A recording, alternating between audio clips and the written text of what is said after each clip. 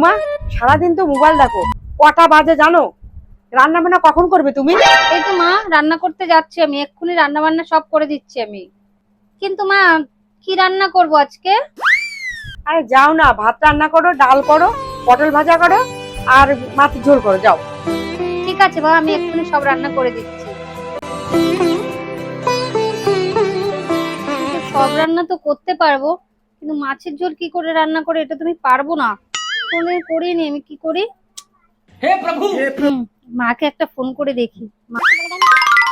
Hello মা, বলছি কি মা, আমি মাছের ঝোলটা তো রান্না করিনি কোনোদিন, কি করে রান্না করতে হয় তুমি যদি একটু আমাকে বলে দাও। এ কি বৌমা, তুমি এক মাছের ঝোল রান্না করতে পারো না? তোমার মা কি তোমাকে কিছুই শিখিয়ে দেয়নি?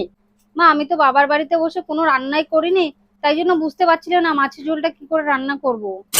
ঠিক আছে বৌমা, তুমি পারো না তাতে কি হয়েছে, আমি তোমাকে সব রান্না শিখিয়ে দেবো। তুমি তো আমাকে বলতে পারতে, তোমার মাকে না বলে। চলো চলো, তুমি রান্না করে চলো, আমি শিখিয়ে দিচ্ছি। ঠিক আছে, চলেন।